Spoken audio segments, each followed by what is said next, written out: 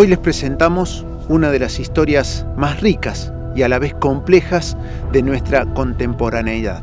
Posee una de las reservas de petróleo más importantes del mundo, motivo por el cual es objeto sistemáticamente del intervencionismo norteamericano. El periodo 99-2006 es considerado como uno de los procesos más lúcidos de la izquierda latinoamericana. Hoy presentamos Venezuela, rentismo o revolución.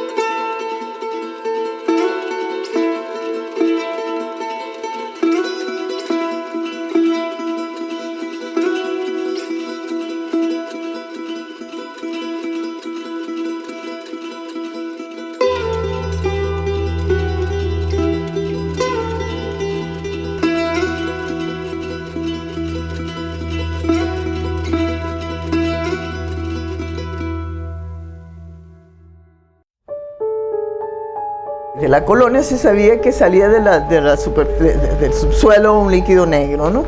Al iniciarse la década de los 20 estalla el Barroso II. Debajo del suelo venezolano había un inmenso yacimiento petrolero. Para 1927 Venezuela es el primer exportador de petróleo del mundo.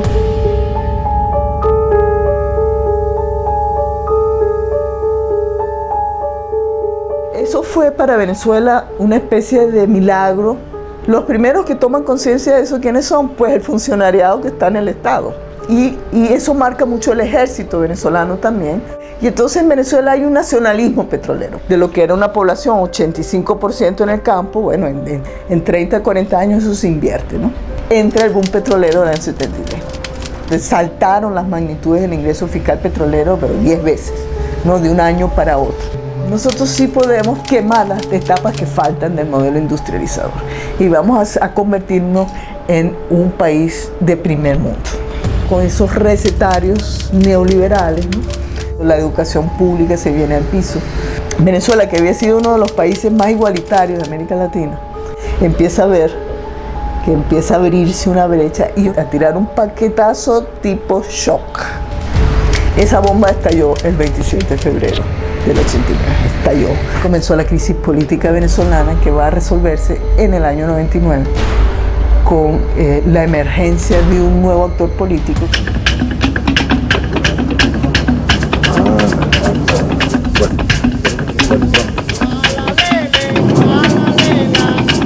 ¿Sabía quién era Chávez en ese momento? ¿No? Por supuesto que no, hermano. Nos enteramos solamente cuando él salió, que le dieron un minuto algo. Compañeros, por ahora. Compañeros, lamentablemente, por ahora. Nos identificamos con él por su rebeldía. En el momento, ese es el hombre. Ni por aquí pensamos que iba a ser presidente. La propuesta de él fue constituyente. En esos primeros años, el chavismo, que en esa época se llamaba más el bolivarianismo, es un movimiento muy heterogéneo y ha cumplido siendo una constitución que transforma la democracia venezolana de una puramente representativa en una participativa, y Chávez le pone el nombre de protagónica, ¿no? El proyecto bolivariano en sus inicios y como aparece en la Constitución es un proyecto vago, impreciso, que suena mal, pero abierto, que suena muy bien. Innovó con una cantidad de nuevos tipos de organizaciones directamente centradas, enfocadas en ir a la gestión de políticas públicas, el agua, por ejemplo. Y las formas organizativas que se comenzaron a construir eran formas organizativas que tenían que ver con ese carácter abierto. Y había muchos activistas durante la crisis que en los 80 y en los 90 habían trabajado en los barrios, lo que nosotros llamamos barriólogos, que eran unos tipos que sabían todo lo que se podía saber sobre los barrios, cómo resolver el problema de la vivienda, el problema de la infraestructura, el problema del agua, y se les da espacios. En el Instituto Nacional de la Vivienda, en Hidrocapital, se crea el decreto 1666 para crear los comités de tierra, que es otra de gran impacto. Instrumentos como las mesas técnicas de agua y los consejos comunitarios de agua eran concebidos como organizaciones de base popular, de participación de la gente y de relación de la gente con las empresas públicas del agua y la transformación de las empresas estatales en empresas del público. Hubo un proceso de una palabra absolutamente fundamental que es de experimentación. Los economistas de PDVSA eran los que asesoraban al gobierno, sacaban las estadísticas de la economía, hace todo. Y claro, comenzó entonces como a inflarse esta idea de que, bueno, nosotros somos los que realmente mandamos en este país, ¿no? Y eso, cuando entra Chávez, se trata de rectificar. Tenían una arrogancia tremenda, o sea, ellos pensaron que ser un presidente, que quién era ese, ser un militarcito. Y empezaron una campaña muy, muy, muy fuerte que culminó con el golpe de Estado del 11 de abril. Habían llamado la cúpula de Fedecámara y la CTV, una cosa increíble. Los grandes empresarios y los sindicalistas se unieron para tumbar un gobierno. No un paro de 24 horas ni de 48 horas, sino un paro general indefinido. Cuando llegan al otro punto, dicen, no, vamos a Miraflores a sacar al presidente. Estoy marchando porque estoy cansado de que este hombre esté gobernando y estoy cansado de que este hombre esté al lado de los terroristas y que nos esté apabullando y dándole el abrazo a Fidel Castro. Pero no descartemos la posibilidad que esta masa, que este río humano marche hasta Miraflores. Solicito, en nombre de esta Venezuela democrática, la renuncia del presidente de la República. O sea, eso estaba planificado. Quinta República y las bases y los partidos chavistas y los círculos bolivarianos convocando a la gente para que rodeen el palacio. El pueblo de Caracas, el pueblo de Venezuela, la gente pobre, la gente humilde de este país debe concentrarse en Miraflores. Todo el pueblo a Miraflores a defender su revolución. Yo no estaba en Puente Ayaguno, estábamos abajo. Lo que estamos enfrentando a la policía metropolitana que quería abrir como un camino para subir hasta Puente Ayaguno. Tiros en la cabeza, hermano. Y este señor vio cuando subíamos a la gente cómo los compañeros botaban sesos. El último que subimos era un muchacho que llevaba una agujera en la barriga, un tiro en la barriga de un fal. Salió hablando uno de los militares que salió diciendo que el presidente había renunciado. Mira, eso para nosotros fue... Se le solicitó al señor presidente de la República la renuncia de su cargo, la cual aceptó. Y decidir subir hasta Puente Ayaguno y quedarme ahí, ¿cómo te diría, vale? Entregado, no sé. Le dije a mi esposa, estos gran carajo tumbaron al gobierno. Llegó Joel, todo derrotado por el piso, que no había tumbado el gobierno. Bueno, ahí nos pusimos a llorar, lloramos, ¿qué vamos a hacer ahora? Hemos decidido dirigirnos al pueblo venezolano para desconocer el actual régimen de gobierno. Chávez government suppressed peaceful demonstrations. El gobierno de Chávez reprimió por la vía armada a manifestantes pacíficos. Ya basta, ya el pueblo venezolano, el mundo está cansado. Me fui a visitar a mis camaradas y compañeros, los visité, a darle ánimo. Tú sabes lo que es difícil, darle ánimo a un hombre que está llorando. Afortunadamente tenemos una gran arma, que son los medios de comunicación. Hola, buenos días. Son las 6:14. Gracias a la sociedad y la Fuerza Armada, hoy amanecemos diferentes. Buenos días, tenemos nuevo presidente. mensajes de nuestros gobiernos al nuevo presidente. Pues. El consenso de fuerzas, tanto en la sociedad civil venezolana como también en el estamento castrense, en las Fuerzas Armadas, se me ha pedido que encabece. Vimos la juramentación. Artículo primero. Se designa al ciudadano Pedro Carmona Estanga, presidente de la República de Venezuela. Eliminados los diputados, eliminados la defensoría, la fiscalía, eliminado. Se suspende de sus cargos a los diputados principales y suplentes a la Asamblea Nacional, al presidente y demás magistrados del Tribunal Supremo de Justicia, así como al fiscal general de la República, al Contralor General de la República, al Defensor del Pueblo y a los miembros del Consejo Nacional Electoral. Yo sentado con mi esposa así, llorando. Cónchale, Dios, tanto que trabajamos para que pase esto. Pedro el Breve. Dice, cónchale, Joel. Me recuerdo que bajo una de las señoras dice, Joel, se riega la voz que el presidente no ha renunciado, que el presidente está secuestrado. Todo 11 tiene su 13. ¡Fuera el dictador Carmona Estanga! ¡Viva la revolución y la democracia! Solamente a nuestro presidente Chávez. Él es el único presidente que ha mandado bien a este país, porque los otros que están ahorita, esos son una cuerda de corruptos. ¡Nos están matando! ¿Por qué están protestando? ¿Por qué están protestando? Porque secuestraron a Chávez, a Hugo Chávez Frías, no ha renunciado, lo secuestraron, lo tienen secuestrado. Él me dice, mira, yo no me voy a quedar aquí hay que hacer algo. Yo no sé si vuelvo. Yo primera vez que veí esa situación, pero es que la gente salía, vamos a Miraflores a buscar a Chávez, vamos a Miraflores. La gente empezó a salir, que Chávez habla, lo tienen secuestrado, ¿dónde está? Y entonces sí empezó las voces, mira, el presidente no ha renunciado, el presidente está vivo, hay que salir a la calle. Queremos ver a Chávez.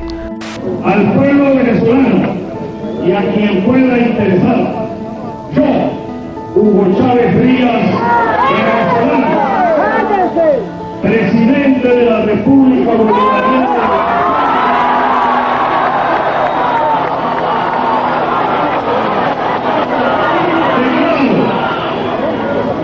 Repito, declaro, no he renunciado.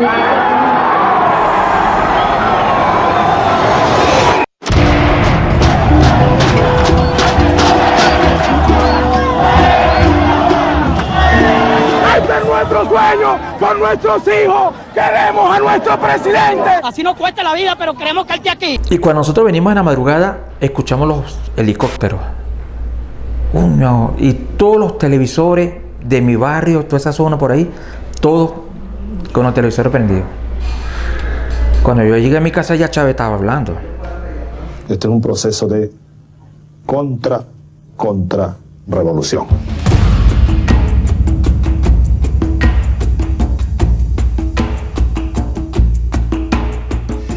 El proceso de transición venezolana probablemente es uno de los más ateóricos de la historia. Porque en Venezuela no hay un debate sobre qué carrizo es el socialismo. Tiene que decirlo, el Estado todavía gira alrededor de un Estado burgués, capitalista, que estamos en socialismo de palabra. Nosotros todavía somos unos bebés, estamos gateando en eso del socialismo y la revolución. Y no ha sido fácil. Es un niño que no ha sido un niño... ¿Cómo te lo describo? El otro día, en su discurso de presentación anual de cuentas ante la Asamblea Nacional, Nicolás Maduro dijo que el modelo que están siguiendo y que tienen estudiando ya como 10 años, el modelo chino.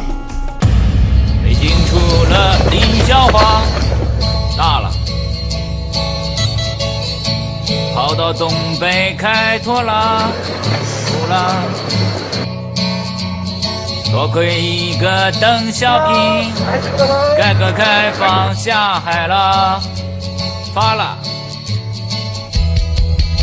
日本大卖101，香港投资房地产，他说。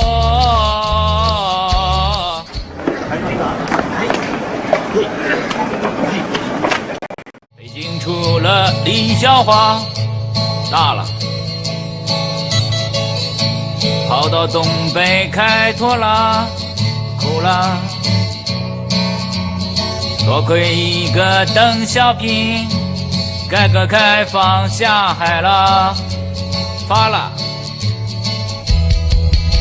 日本大卖101，香港投资房地产，他说。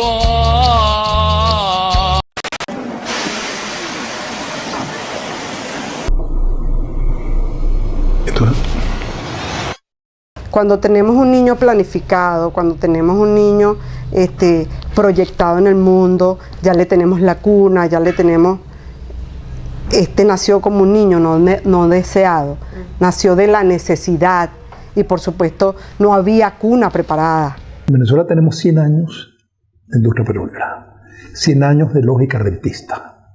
Y son 100 años de construcción de unos imaginarios de país rico, de país de abundancia, de construcción de un tipo de política, de un tipo de Estado. Una política que se ha construido fundamentalmente en torno al reparto de la renta y un proceso, obviamente, de descomposición de tejido alternativo no dependiente de esta lógica, que es la colonización del conjunto de la sociedad por el Estado. El funcionariado que está en el Estado no depende de los impuestos que yo pago como profesor universitario, del que paga un obrero, del que paga un empresario, sino que él depende de una renta que él captura afuera. Viene entonces este mito, ¿no? Esta intoxicación de los petrodólares en donde, bueno, la sociedad yo puedo, como si fuera una plastilina, moldear a la sociedad. Este es un estado mágico donde los deseos se pueden hacer realidad porque hay mucho dinero. Yo puedo convertir a la sociedad en un país del primer mundo, es cuestión de dinero y yo le meto dinero a eso. Yo puedo convertir a Venezuela en un país socialista, dicen los chavistas, y resulta que el país es como un porfiadito, ¿no? Él hace así y después se levanta otra vez y es el mismo país. La forma en la cual se ha identificado en estos años de gobierno socialismo con control estatal lleva a que se estatice una empresa y al día siguiente se le pone un letrero que dice empresa socialista. Y uno pasa los 6 meses y no hay nadie. O sea, un problema estructural no es un problema de incompetencia del gobierno, sino un problema estructural del patrón de una economía petrolera, rentista. Yo que argumento es que ninguno de los principales objetivos del proceso venezolano, del proceso bolivariano, es compatible con la lógica petrolera.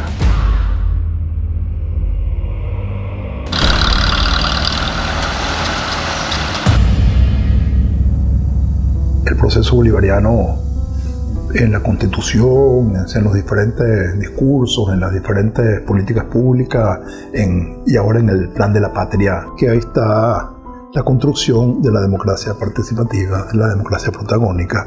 Uno ve el capítulo 8 de la Constitución, que es un extraordinario capítulo en términos de los derechos de los pueblos indígenas. Una noción de Venezuela como país plurinacional. Hay una reivindicación de la soberanía nacional, hay una reivindicación de la soberanía alimentaria. El último punto es salvar el planeta. Y uno ve por el otro lado cuáles son los fundamentos de la política económica y el modelo productivo.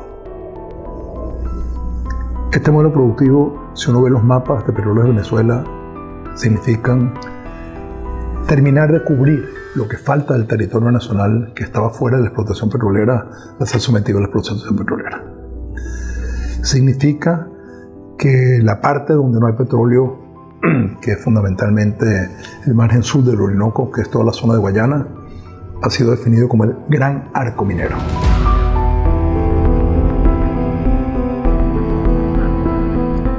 El programa del gobierno de Chávez y el programa del gobierno de Capriles, que se diferenciaban en absolutamente todo, los dos ofrecían 6 millones de barriles para el año 2019. Entonces aquí hay una especie de gran consenso petrolero nacional. O sea, uno no puede construir una sociedad pluricultural de respeto a los derechos de los pueblos indígenas si no reconoce los territorios de los pueblos. Pero no puede reconocer los territorios de los pueblos porque en esos lugares donde se va a hacer la explotación minera petrolera. Pero tampoco es posible la democracia participativa, porque la democracia participativa y todos los procesos de construcción de base, en términos de consejos comunales, en términos de las comunas, etcétera, etcétera, para ser verdad, para ser real como construcción de autogobierno, tiene que tener una dimensión productiva. ¿Qué fue lo que el presidente Chávez, uno de sus legados, es que todo se haga en asamblea de ciudadanos y ciudadanas, donde el pueblo participa y decida, sea un autogobierno? Es difícil, ¿no? Pero no es imposible. Todavía la gente no tiene muy arraigado en sí lo que es la participación. No están preparadas o no quieren prepararse para la toma de gobierno. Son pocos los que van quedando en cada uno. Es una realidad, hermano. Si todo el proceso de construcción es un proceso que carece de base productiva y depende una y otra vez de lo que aquí se llama bajada de recursos, que es reparto de la renta, estamos creando un tejido social que puede tener, y no solo puede tener, sino que tiene extraordinarias virtudes, pero extraordinariamente importante con un techo permanente. Porque el techo permanente es el techo de que más allá de esta dependencia del Estado no se puede ir.